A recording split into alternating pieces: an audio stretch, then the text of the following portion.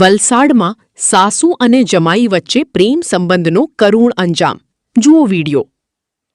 વલસાડમાં વિચિત્ર પ્રકારનો કિસ્સો સામે આવ્યો છે, જેમાં સાસુ અને જમાઈ વચ્ચેના પ્રેમ પ્રકરણનો કરુણ અંજામથી ચકચાર મચી ગઈ છે. ત્યારે વલસાડમાં 2 દિવસ અગાઉ અતુલ નજીકથી એક મહિલાનો શંકાસ્પદ હાલતમાં મૃતદેહ મળી આવતા મામલો ગંભીર જણાયો હતો, જેને લઈને વલસાડ પોલીસે તપાસ હાથ ધરતા ચોંકાવનારી ઘટના સામે આવી હતી. આ સમગ્ર ઘટના અંગે વલસાડ એસપી યુવરાજસિંહ જાડેજાએ માહિતી આપી હતી. તારીખ 16મી મેના રોજ આશરે બપોરે 4 વાગ્યાની આસપાસ વલસાડ રૂરલની અંદર કોલ આવેલ કે અતુલની જે ઘાસિયાવાડી છે રેલવે ગરનાળાની બાજુમાં, ત્યાં કોઈ અજાણી સ્ત્રીની લાશ પડી છે, જે પહોવાયેલી હાલતમાં હોય, ગંધ મારતી હોય. ત્યાં જઈને પોલીસે તપાસ કરતા એક સ્ત્રી, જે અજાણી સ્ત્રી હતી કે જેની લાશ હતી, જે થોડી ડિકોમ્પોઝ થવાની ચાલુ થઈ હતી, તો એને સાડીથી એના હાથ પગ બાંધેલા હતા અને એને થોડું માથામાં થોડી ઈજા હતી અને લોહી હતું. તો તે બાબતે વલસાડ રૂરલ પોલીસ સ્ટેશનની અંદર બીએનએસ કલમ 103(1) મુજબનો ગુનો દાખલ કરી અને તપાસ છે એ સિનિયર પીઆઈ સંભાળી લીધેલી હતી. વત્તા આ અજાણી સ્ત્રીની લાશ હોય એ ગુનોને ડિટેક્ટ કરવા માટે વલસાડ રૂરલ પોલીસ સ્ટેશન ઉપરાંત એલસીબીની અલગ અલગ ટીમો બનાવી અને કાર્યવાહી શરૂ કરવામાં આવી હતી.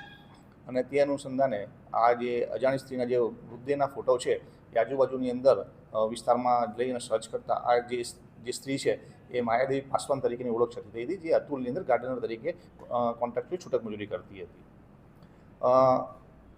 જે મહિલાની ઓળખ થતાં મહિલાના વિશે થોડી એની જીવનચર્યા વિશે પૂછપરછ કરવામાં આવી તો થોડું જાણવા મળ્યું કે ભોજ પાસી કે જે એમના પૂર્વ જમાઈ હતા, એની આવરો જાવરા બેનના ત્યાં રહેતો હતો. તે બાબતમાં થોડી વધારે તપાસ કરતા અને ટેકનિકલ એનાલિસિસના આધારે ખબર પડી અને ભોજ પાસવાનને અત્યારે વલસાડ ખાતે જોઈ એને પૂછપરછ માટે બોલાવવામાં આવ્યો અને જે પૂછપરછ દરમિયાન એને પોતાનો ગુનો કબૂલ કર્યો હતો. સમગ્ર ઘટના એ રીતની હતી કે જે આરોપી છે ભોજ પાસી, એના લગ્ન જે મરણ જનાર છે માયાદેવી, એમની મોટી દીકરી સાથે થયેલા હતા 2023ની અંદર. ત્યારબાદ એ લોકો બોઈસર મુંબઈ ખાતે રહેતા હતા અને એ દરમિયાન મરણ જનાર અને આરોપી વચ્ચે પ્રેમ સંબંધો ફાળવ્યા હતા, એટલે કે સાસુ અને જમાઈ વચ્ચે પ્રેમ સંબંધો થયા હતા. આ બાબતની જાણ એની દીકરીને થતાં દીકરી પોતાના વતન મૂળ ઉન્નાવ ચલી ગઈ હતી અને બંને વચ્ચે પતિ પત્ની છૂટાછેડા લઈ લીધા હતા 8 મહિનાની અંદર. ત્યારબાદ છે મરણ જનાર છે એ અહીંયા અતુલની બાજુ હરિયા ગામમાં આવી અને રહેતા હતા અને છૂટક મજૂરીને ગાર્ડનરનું કામ કરતા હતા. આ દરમિયાન પણ જે આરોપી છે એ પોતે પ્લમ્બિંગનું કામ કરે છે અને રેલવે કોન્ટ્રાક્ટરની અંદર સાથે પેટા મારીને કામકાજ કરતો હતો. અને એના અલગ અલગ જ્યારે કોન્ટ્રાક્ટરી વિશ્લેષણમાં મળતા હોય ત્યારે વલસાડ, અમલસાડ વગેરે અલગ જગ્યાએ જઈ અને પ્લમ્બિંગનું કામ કરતો હતો. તે દરમિયાન અવારનવાર પણ તે મરણ જનારના ઘરે જઈ અને રોકાતો હતો એવી એક જ જાણવા મળે. એ દરમિયાન એ પણ જાણવા મળેલ કે ગયા માસમાં એપ્રિલની અંદર જે આરોપી છે ભોજ, એને બીજા એક ઉત્તર પ્રદેશની બીજી કોઈ સ્ત્રી સાથે લગ્ન કરેલા હતા અને આ વાતની ખબર મરણ જનારને પડેલી હતી અને તે બંને વચ્ચે પણ થોડો ખટરાગ થયો હતો. તે દરમિયાન મરણ જનારી બેન છે એમને આરોપીની પત્નીને અને સાસુને ફોન કરી અને ગાળાગાળી કરી હતી અને આ આરોપીનો સાથ છોડી દેવાનું છૂટા માટે દબાણ કર્યું હતું.